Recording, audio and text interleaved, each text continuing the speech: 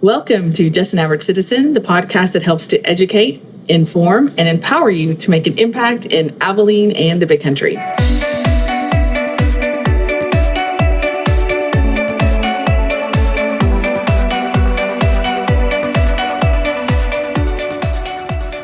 So I have made a resolution that most of you don't have a capacity to listen beyond about 30 minutes. So I'm going to try my best to keep these podcasts between 15 to 20 minutes is the ideal going time, but we'll see what we have going on today. It's always helpful if you will subscribe and share this podcast on whatever platform you listen to, because that way it gets out to more people, because I hate it when people don't know what's going on really obvious stuff that we should be able to know, but it's not easy. It's hard. And so we've got to work together to be able to produce a team effort to get the information out at the right time.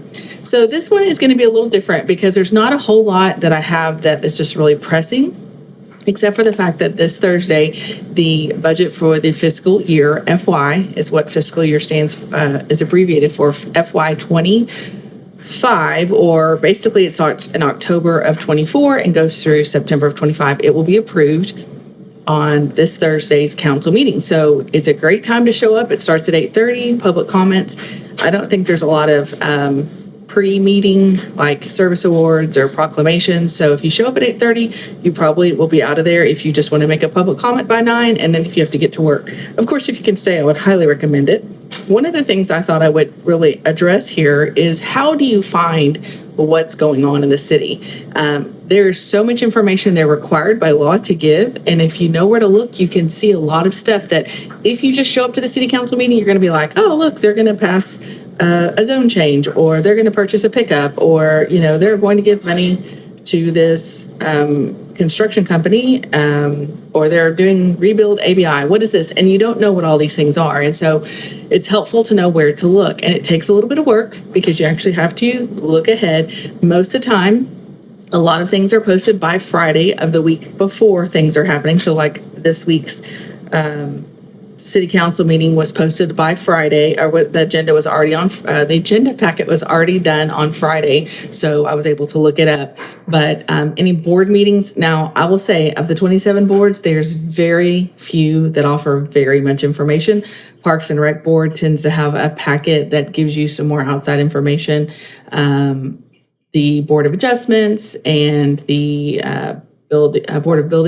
building board of standards, is that right? I think I have it backwards. Or planning and zoning. Those will have packets with information on it, but most of them just say they use the same cookie cutter agenda every week, and they don't really have much to share. But big things like the city council, or those ones that deal with a lot of the housing and the infrastructure of the city, they're going to have stuff for you. So if you come to the City of Abilene website, mine might look a little different because I'm on a smaller page. You just come up here to the menu, whether you're on your phone. Although I'll say my phone, it's really hard to download anything. You can look at packets, but with these city ones, it's pretty big. So if you can't download things, or if you don't have good internet, it can take a little bit of time. So you come to government, click on that. Again, I've shown this before, but I think you can always continue to learn. Agenda and minutes will take you to this calendar that has all the posted agendas. Now, not all meetings have agendas, and some of them, I'm going to show you real quick, like these, oops, I went too fast. So like the 911, the Convention Center to Hotel Corporation, Abilene Housing Authority, the Annual Advisory Services Board. I think that's new. I need to look at that. I haven't even looked at that. The DCOA, Development Corporation, and then the Meet and Confer Police and Fire, and then here's the TERS Board meetings. Minutes. So those are all separate because they're not something that the city does per se, but they have connection to it, and so they have access to that information. And if you ever have time to go to a DCOA board meeting, I would highly encourage you to, because man, it just is like a breath of fresh air being a part of what's going on there. It doesn't even feel like a city run anything, a government run anything. It feels like private industry, and that's really efficient. And I think that's why it's succeeding. Okay, sorry, I'm got off track here. All right, so the last one, I guess it shows you what's coming up. So we have a library advisory board meeting that will probably happen. You've already probably happened by the time you watch this. The planning and zoning commission meeting, and the board of building standards, and then city council. So I've already clicked over here. I just want to show you the budget approval. So it's basically a review, but not at all. So if you haven't had a chance to watch the video, I would encourage you to go back and watch it on July 22nd. It's only about 2 hours. And if you can listen fast, which probably a lot of you can, it's helpful, and it takes even less time. Maybe it's 2.5 hours or 3. I can't remember. So there's just a couple things I wanted to show you on page 278. I made notes so that I don't have to scroll through here. Let me type that in. All right, here. So this, I didn't write number 8 down. I need to do that, but that's for something else. Okay, I'll tell you in a minute. So let me just show you. I'm going to back up here real quick and show you that what's great about the meeting packet. Oh, nope, sorry. I didn't write down the exact right page. I guess that's where it starts. I'm not sure. So let me just go with my page that I was going to go with. So there's normally like a cover page that tells you the basic gist of every item on the agenda, but this one I messed up with. This is something that you would not see if you did not listen to my podcast or go into the agenda packet section. So this is from Marjorie Knight, the Director of Finance, to Robert Hanna. It's a memorandum, and it's very neat and tidy and clean. It gives you a great summarization of what changes were made from the proposed budget to what they're approving now. So it was updated. So basically the stability pay was reduced from 10K to 8K, which is interesting. Some people were told there was no stability pay, but increasing. So that's, I guess, better than what they were expecting. And so it reduced personnel cost 530K, or is that 630K? And so it tells you where the cost reduction will come in: the health services, community development, home fund, all those good things. And then they also decreased the miscellaneous revenue reduction to the Zoo Society personnel recoveries, which is 16K, which is an interesting conversation. So when I'm talking through this and reading, I'm like, I thought all the personnel, and maybe not all of them, but I thought most of them, if not all of them, were paid through the Zoological Society and all their stuff, not the city. So why that decreases our budget? It would make me go, why is that there? How do you find it? Is the question. Okay, technology fund was reduced by almost 200K, and which is not good because they have really old computers and everything needs to be updated. It seems like there was a contingency reduced. Rebuild Abilene ABI funding was moved from the general fund to the MIP. So they are not reducing it. They're just taking it out of the MIP, which I think is an interesting thing. Minor improvement projects or capital projects that they have this little slush fund that they get about 5% of sales tax, and anything that they don't spend in the general fund, to my knowledge. And so they get to do all these little projects they want to do, and it helps them from not having to take out a bond or certificate of obligation, which is good. But, we paid for a dog park out of that, which is $1 million. And again, I don't understand how we could pay for a dog park in this economic climate when we're having to cut budgets. And, look, I know the minor improvement project would not have funded the increase in salaries, the stability pay, but we're just spending money where we don't have it to spend. And so that is still baffling to me. Okay. So they kept the $1 million for the Rebuild Abilene funding by taking money out of the minor improvement fund. They proposed the tax rate. They didn't increase it as much because, again, everybody voted on the bonds, the 2 bonds, 28 million, 15 million in November. So there is a tax increase, but besides that, they really kept it minimal. Maybe, I don't know if it's 0.3 cents or something like that, which doesn't translate to much if you don't know what I'm talking about. Okay, so here the changes include, they're now including a surprise last minute additional cost. And I say last minute because they didn't mention it in June. It wasn't mentioned in March. Nothing was mentioned about this, which is interesting because it's like $700,000, which could be up to $1 million. So do you see, if you're not paying attention, if you've not been paying attention, you can see $700K, and then you will be shocked when it's going to be $1 million because it always costs more. Everything costs more is what Robert Hanna tells us. If we don't do it now, it's going to cost more. So they're going to wait and see if they have to do a CO, which is a bond, or if they'll have the money in the minor improvement, depending on how this year goes. If it's as lean as they're expecting, they'll have to take a certificate of obligation. Why are we not budgeting for the paving of the fire station 6 and 8? Plus, there's 2 more that need it. So where's that going to go in? These are the questions we need to be having. But where do you have them when there's no way for you to talk to them unless you have make a public comment? Because the walking quorum, I'm not figured that out yet. And when I was in another city up north in Texas, when someone had a concern at the city council, the mayor was like, hey, listen, you need to connect with this person and set up an appointment. Never once have I been told anything in all of my questions of who to talk to, because it doesn't appear that that is the MO for this city manager and his staff or the mayor and the city council. No one directs you to go talk to anyone. Okay, let's see here. Then we have the addition and demo abatements, $150K, I believe. I'm not sure what that is because, that's minor improvement. So I believe that, I don't think that's the TER stuff, but it's really confusing. Okay, then there we have the funding for $282,000. Looky here. Oh yeah, we paid for it. That's right. They wanted to pay the cash that we had on hand because we had more cash on hand than Robert wanted to spend. Robert Hanna wanted to spend. So we're going to play the library funding of $3 million for furniture and stuff like that. And then we are going to get a CO for $2.6 million. I was kind of close. I said 2.5 for the airport ramp grant match, which we had the cash on hand to pay for. Oh, wait. Or we didn't have to do the dog park, but now we're taking out a loan because we paid for a dog park. And that is very irritating. And the microwave radio system, which again, why didn't we already have that paid for? We knew it was going to take place. Oh yeah, we paid for a dog park and downtown hotel stuff. All right. And then some grants received on expired funds. They are increasing her governmental revenue by $49K in supplies and purchasing. One thing that I still haven't found out, and I guess I need to ask a public comment, is there was budgeted $6 million of ARPA funds, which is COVID money that the government gave to spend on things to help increase things in your city, and they spent it on the flat fields. They only spent $5, so I wonder where that $1 million went. I don't know.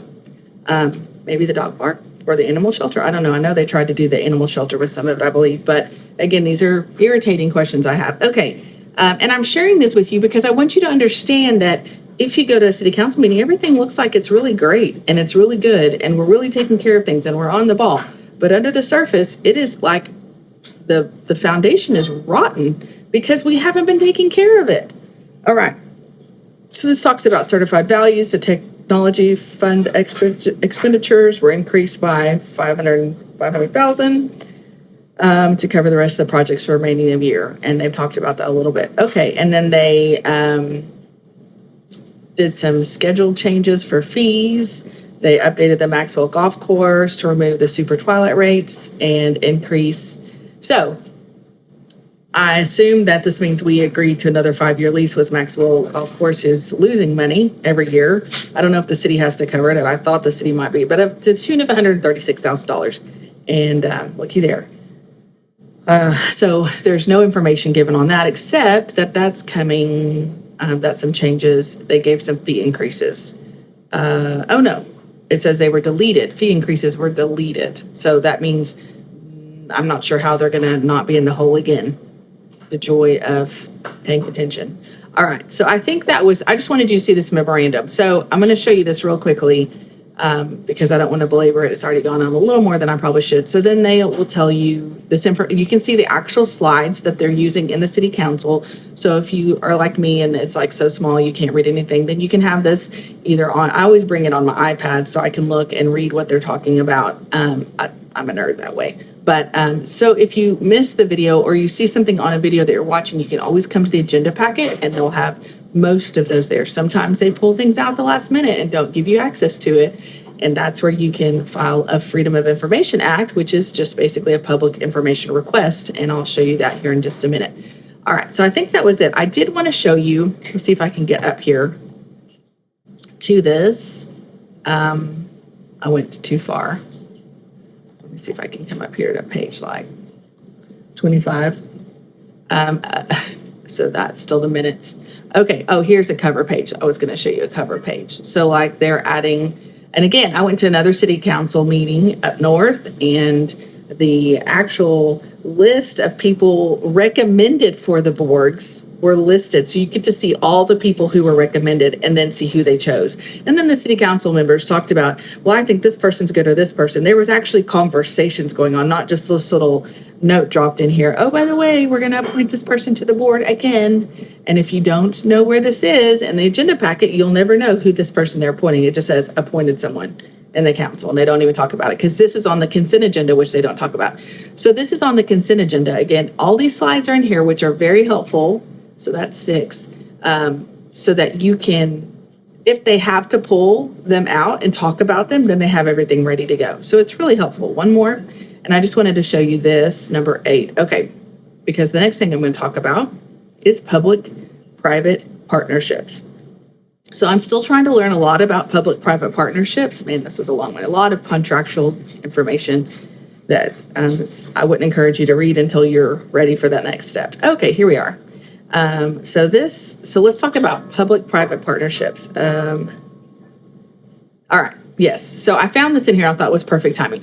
I don't know if you know what public-private partnerships are, but let's talk about some of them in our city. The Downtown Hotel, the Convention Center, the Maxwell Golf Course, Adventure Cove, the Abilene Youth Sports Authority. I think the airport would be considered that, if I'm learning. The zoo. What other things are there? I think that's most of the general, but you see there's places in our city where the city has entered into agreement with a private entity and is contributing public access of some kind, whether financial, land, or some other way. I've never seen one of these actual contracts, although I've looked for them. I will find one and show it to you. But but then they have some agreement, and so the city doesn't do it, but the way our city does it is they actually, seems like they pay for everything, and then the private entity gets to have a little fun with it. So, for example, the zoo. The zoo is a great example. The zoo, actually, all revenue that the zoo collects goes right back into the zoo. So we don't make any money off the zoo. Now, I'm not saying that's necessarily a bad thing, but the funny thing is so all of the money they collect, it goes back into the zoo. And then all of the bonds that we pay come out of our pockets. And then when they raise prices, we pay more. So it's like this really weird cycle of craziness, in my opinion. But the zoo does not make any money for the city. Now, it brings in people. It puts people in beds. That's the hotel occupancy tax, which is, what also doesn't benefit our city except for the organizations like, the Abilene Cultural Affairs Council, the Chamber of Commerce, the Convention Center, the hotel. The Frontier Texas is part of the Cultural Center, the Cultural Affairs Council, I believe, and the Expo Center. So, again, the tourism we don't make money off the zoo. We don't really get money as a city off the taxes, except for certain organizations that help promote more tourism. And then I guess people have to eat and stuff like that. So they're really working on this tourism thing. And so this is so what I'm pointing out with this one is they're going to pay for 2 chillers and the tune of about $100,000. So the city's paying for these chillers, which is run for the convention center, which is run by a private entity, which is making the revenue. Same thing with the hotel downtown and things like that. Okay, so what I do is when I'm trying to understand things, I just Google stuff and say, okay, what's a public-private partnership? It's a long-term contract between a public agency and a private entity to deliver public services or manage public assets, okay? So it can be, there are several benefits. There are risks because, government's not known for its efficiency or its ability to spend money in the most effective ways. And so the private sector, like transportation projects, it takes longer if you're connected to a public entity. So also, I thought this was interesting. It involves private capital financing and services up front that draws revenues from taxpayers and users or profits. So like the hotel. The hotel, we took out 2 revenue bonds, and those are debt that we got an agreement to take hotel tax. Part of the hotel tax, whatever revenue that comes from that goes to pay for the revenue bond. So while we took out $40 million, as long as the hotel's doing well, then we won't have to pay it. But if the hotel doesn't do well, then we, the citizens, have to pay on top of something that's already cost a lot of money.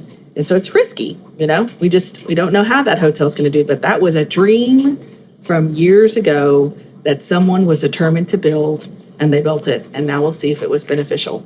All right, so I also thought this is interesting. Private partnerships are typically found in transportation infrastructure. We don't do that in Abilene. Most of what we do is in tourism. So like highways, airports, railroad bridges, and tunnels. Okay, so I thought that was interesting. So those are just a few things I found. But what I found is that it's all in the contract and how you write it. So you can write it where it's beneficial, where private entities have to do more of the heavy lifting and cities just do kind of a little bit.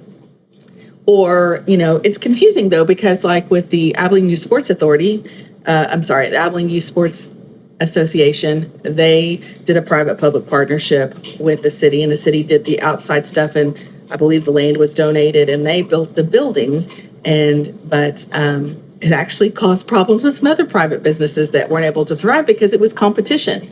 And then they turn around and have this conversation and say, well, we don't want a pickleball court because it might produce competition, but they were okay with that with the Abilene Youth, the AYSA building. So it has been a little confused is the best way I could say it. They're very confused on the purpose of these public-private partnerships. And so why? I'm not sure if that $100,000 for the convention center is included in the $500,000 that Robert Hanna, the city manager, said we needed to invest to making some improvements, because they don't really give us easy access to that information, so I can't quite report on that correctly. Okay, so what happens is if you don't know of what's going on, or you see something that you want to know more information about, all you have to do is fill out, I could show that. Sorry, I have to look at my camera's in front of this. Let me show you real quick how to do this. It's not hard at all. If you want to know more information about, say, something that you saw or heard, you just have to be very specific. So you just come here to communications. Yes, this is here. Come to communications, go to public information request. And then if you click this little button if you click this little button right here, it'll open up an email. And what you can say is, for example, I was unable to attend the Abilene Downtown Hotel Convention Center Corporation board meeting. I was at the state convention for the Republican Party, so I wasn't able to attend. So I was like, they do presentations because the company that, I can't remember which company it is right now, but they always have a presentation slide. So I thought I would ask for it. So I did an information request, and thankfully within 10 days, I was able to get that from the city. And so if you're specific, like I said, I need the presentation slides from the Abilene Downtown Hotel and Convention Center Corporation Board. You got to do exact, because if you don't do exact, they can throw it out. And so I just thought it was interesting to show you real quick this little thing that I found, and this is why it's good. I wish I could have recordings of this meeting so I could understand this in context. But basically, this is what they're showing, which is interesting. It says privilege and confidential. I didn't even realize that. But if it's shown at a board meeting in Abilene, you're allowed to see it. And it's really fun to go to. The hotel, that was my first time to the hotel, and it was beautiful, and I had good food on the city's dime. Okay, so we have group nights versus room nights versus actual versus budget, and I think this is important. Now, this is just part of the information, so I'm not necessarily inferring what it means, but in this year alone, they had budgeted $69,000 in room nights, and actually went over with 102. With the difference. So they did better than they expected by $33,000. In February, they were less than $33,000. They didn't perform as well as they thought. And in March, they did $100,000 less than they thought they had budgeted for. And in April, $175,000.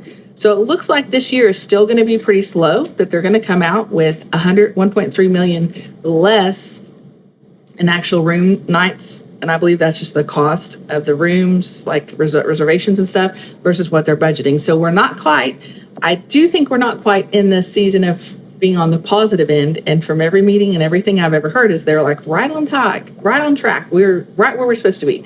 So $1.3 million under the budget is something to pay attention to. And the next meeting we have, hopefully I can go. And if not, I'll request these. The only problem is when you don't go to the meeting, they do things like this. And they don't show you it, but if I had been in the meeting, I would have had access to it. So there's lots of things you can understand. And so I just want you to know that if you don't get to attend in person, there are ways to work around getting some of the information that's presented in the meetings. The problem is you have to go to the meetings first in order to know what to ask. And if you need any help with that, let me know and I can help you ask.